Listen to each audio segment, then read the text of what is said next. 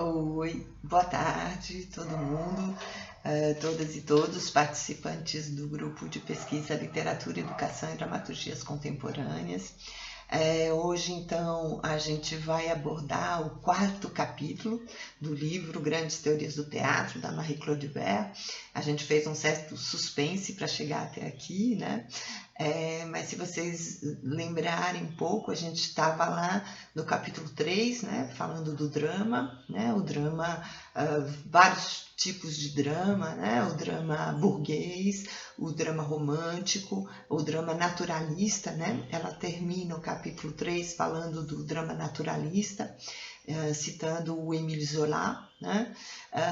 Zola vai ser alguém que vai ser retomado pelo Piscator, por exemplo, por alguns autores do teatro político, né? E depois a gente vai ver essa relação que o Zola tem também com o teatro político, né? Então a gente vai começar falando, né, desse capítulo 4, que é Rumo à Modernidade, né, o título do capítulo, e que a Marie-Claude Hubert ela vai desenvolver algumas linhas principais, né? A gente sabe que essa época que vai do final do século XIX, né, 1880, né, finalzinho do século XIX, e durante o século XX e o século XXI, né, a gente vai colocar nesse contexto histórico, né? É um contexto histórico em que várias coisas estão acontecendo, né? Então a gente tem o começo do marxismo, né? A gente tem a Revolução Russa, né? Em 1917, a gente tem as duas guerras mundiais, então a gente vê que é uma época histórica, um contexto social, histórico, político muito intenso, né? Com muias coisas acontecendo. E isso a gente já viu, né? Como o contexto histórico ele vai também trazer elementos para a arte, né? Porque a arte, como a gente vai ver, alguns autores vão dizer a arte como um espelho, né? Da realidade social, histórica, política, ela reflete um pouco as coisas que estão acontecendo, né? A Marie-Claude Hubert ela vai dizer que esse teatro moderno e contemporâneo ele vai ter duas influências básicas nessa fase, né, do final do século XIX para o início do século XX, que é o Wagner, né, o Richard Wagner, a ópera de Richard Wagner, que vai ter consequências e vai trazer influências, e os teatros orientais, né? As influências de Wagner têm a ver com uma concepção da arte, né, do teatro que ele tinha, do teatro como uma arte total. Né? Ela vai trazer alguns detalhes, né, vocês podem pesquisar também sobre o Richard Wagner, né, que tem uma história muito controversa, né, como alguém que iniciou ou inspirou, né, o nazismo, né? Então a gente tem vários artigos na internet que vão trazer essas controvérsias a respeito do Richard Wagner, mas de qualquer maneira é alguém que trazendo a música, a questão da ópera, né, para o teatro e a iluminação, né? Wagner ainda pega uma época em que não existe a luz elétrica, mas mesmo com a luz de velas, ele tem preocupações com a iluminação, né? Então ele é um dos primeiros a deixar o público no escuro para favorecer a luz do palco, né? Então ele vários elementos que ele vai trazer para essa discussão para o teatro contemporâneo. E os teatros orientais, que vão influenciar muito os autores, né, os teóricos da época na Europa, de forma geral. Então, ela vai trazer três principais vertentes, né? Ela vai trazer uma vertente que é a vertente do teatro abstrato. Ela vai trazer alguns autores, né, alguns teóricos e práticos do teatro que vão nessa linha. Uma segunda linha a qual ela vai se referir é o teatro sagrado. né? E uma terceira, o teatro político, né? Uma coisa que é importante é essa discussão que vai haver entre real, né, realismo, a mimesis, o que é que a gente pode reproduzir do real, e o que é o mundo estilizado. Né? A contribuição dos teatros orientais vai ser muito nesse sentido, né, de um teatro mais estilizado. Né? O mimetismo, né, que a gente já discutiu, ou a convenção. Né? O que é o teatro, afinal de contas? Então, hoje, finalizando esse último capítulo da Marie-Claude Hubert, a gente vai voltar para aquela primeira pergunta, as primeiras perguntas lá do primeiro vídeo. Né? O que é o teatro? Muitos autores do teatro contemporâneo e teóricos vão dizer que o teatro é tudo. De tudo se pode fazer teatro. Né? Então, uma outra questão importante é que nesse momento a gente vai ver que nessa fase final do século XIX, começo do século XX, o ator vai criar uma importância enorme. Né? Várias correntes de teatro dessa época vão se fixar no treinamento do ator. Né? Cada uma numa vertente um pouco diferente, mas o ator vai ser uma das partes centrais dessa discussão. E a figura do encenador, né? Vai ser uma fase dos grandes, em francês a gente fala os metteurs en scène, né? Os grandes encenadores, os grandes diretores. E como sempre, as polêmicas. O que é mais importante no teatro? É o texto. Então, os simbolistas vão defender o texto. Não, o ator. Então, a gente vai ter o Grotowski que vai defender o ator, né? Não, é um encenador, né? O Artaud vai defender essa ideia do encenador, né? Como quase o dono absoluto da cena. E os avanços técnicos, né, e tecnológicos também vão ser muito importantes nessa época. A iluminação, então, a invenção da energia elétrica, né? Então, começa-se a usar realmente a iluminação como algo muito significante, muito importante no teatro. A arquitetura, né? Os famosos praticáveis, né? Aqueles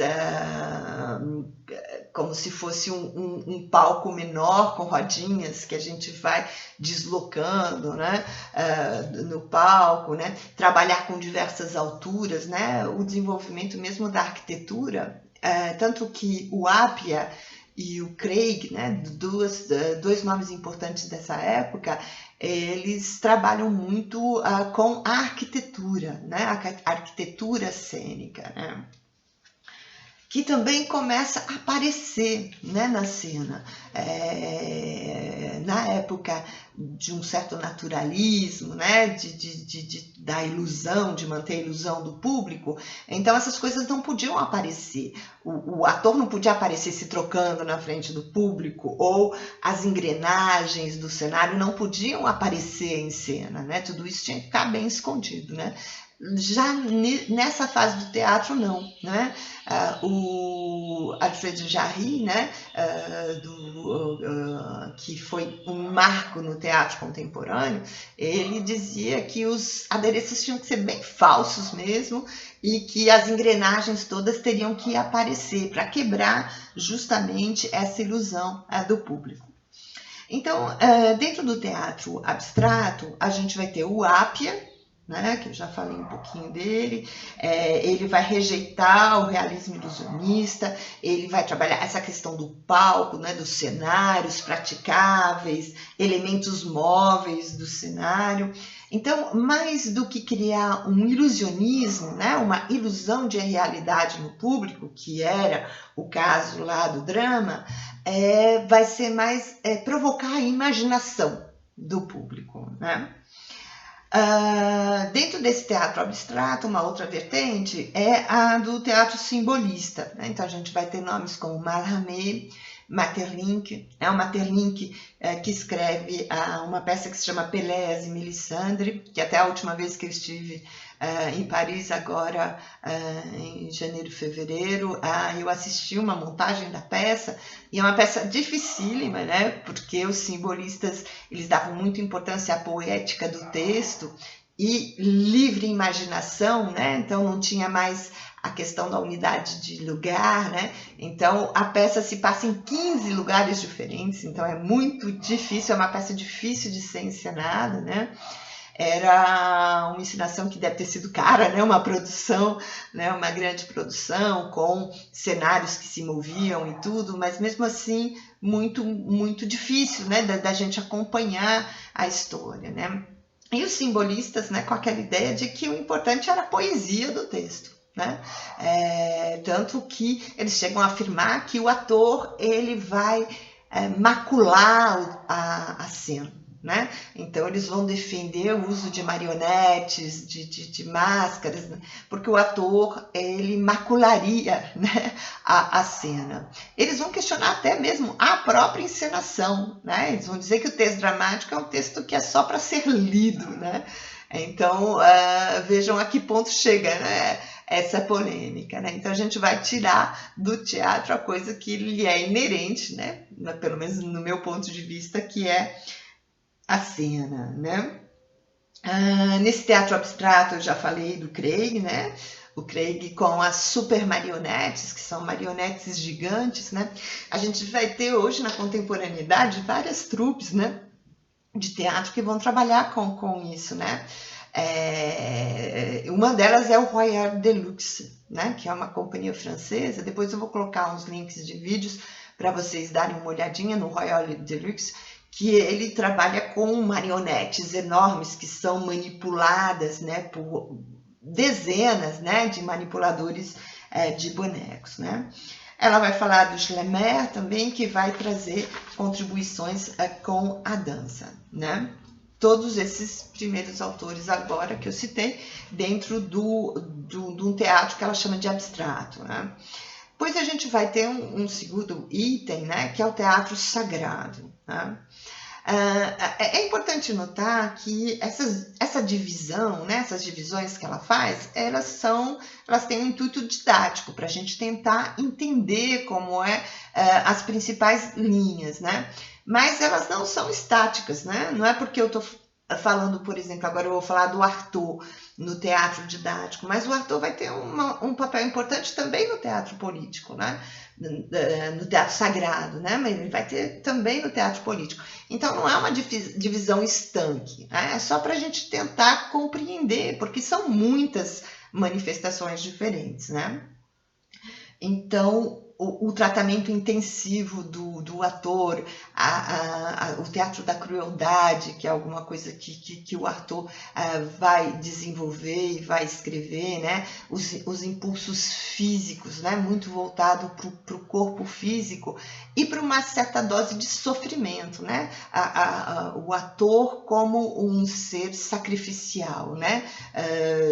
Se sacrificando como uma liturgia, né? Eles vão vários autores ligados, né, a essa linha vão defender essa ideia de uma liturgia, né? Vão comparar com a missa, com alguns rituais religiosos, né? O ator e todos eles dessa época vão se concentrar, cada um numa visão um pouco diferente, sobre o gesto, né? O gesto do ator, né? Como ele se movimenta, que gesto ele vai usar. Então, o gesto vai ser uma discussão que vai permear todos esses autores, né? Em segundo lugar, dentro dessa ideia do teatro sagrado, a gente tem o Stanislavski, né? Ela vai falar do Stanislavski, que é muito conhecido, né? Grande parte da formação de atores hoje, né, usa o método Stanislavski. Então, o Stanislavski vai ter algumas práticas, né? O treinamento do ator também é super importante, então algumas práticas como o subtexto, as imagens interiores, né? O ator criar imagens interiores, a memória afetiva, né? Você lembrar, o ator lembrar de eventos do passado onde ele teve determinada emoção, para que essa emoção passe, né, por ele. A ideia de incorporar o personagem, né, também vem muito dessa ideia do Stanislavski, né? O Stanislavski foi muito aqui no Brasil, acho que houve uma grande repercussão do trabalho dele, né? De todos esses, né? Do Artaud também, o Stanislavski, né? Bastante. E nos Estados Unidos, né? Hollywood, né? Com o Lee Strasberg, que era um grande formador de atores, né? Usavam, né, as estratégias do Stanislavski, né? Aquela coisa do filme hollywoodiano mesmo, de encarnar o personagem, né? Do ator engordar 30 quilos ou emagrecer 35, ou a ideia de que tem que sentir realmente aqueles laboratórios, né, que os atores de Hollywood faziam, ainda fazem, né, para poder sentir e se ver na pele do personagem. Isso é bem voltado para essa técnica do Stanislavski. Outro autor, né, teórico é o Grotowski, né, que ela vai desenvolver muito fortemente a questão do corpo, como uma atividade sagrada mesmo, né? Tanto que para o Grotowski, o público ele tem que ser um público escolhido, né? O Grotowski não era um teórico, né? Um diretor, né? Porque ele também é diretor, no sentido de fazer um grande espetáculo para um grande público, né? Os atores teriam que ser iniciados, né? E o público também. Né? Uma coisa muito voltada para o espiritual, né? Tem o Peter Brook, que é um realizador que hoje vive na França, ele é inglês, mas vive na França. Ele se identifica bastante, né, nessa linha do Grotowski, né? É importante também salientar que o teatro sagrado e o teatro político vão ter alguns diálogos nas repercussões que eles vão ter ao redor do mundo, né? Por exemplo, a gente vai ver depois o teatro político, né? O Piscator, né? Então a gente tem um grupo nos Estados Unidos, que é o Living Theatre, né? Que é um grupo muito importante. Vocês podem dar uma olhada na internet, tem muita coisa interessante, né, sobre eles,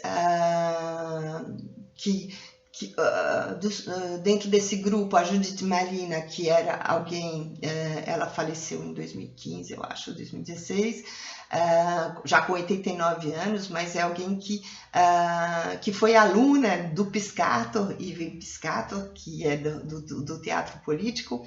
E o grupo Living Theatre teve uma influência muito grande, tanto do teatro da crueldade, do Artaud, quanto do teatro político. Então vejam que essas coisas não estão excluídas, né? Uma coisa não exclui a outra. Uma outra companhia que também tem influências e também dentro daquela ideia das marionetes é uma companhia que chama Bread and Puppets, né?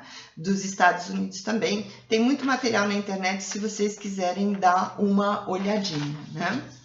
E aí a gente chega no teatro político. Teatro político com o qual eu tenho uma afinidade maior e que a gente vai deixar para a próxima semana, né? Porque aí a gente vai falar do teatro épico, de Brecht e do teatro político, né?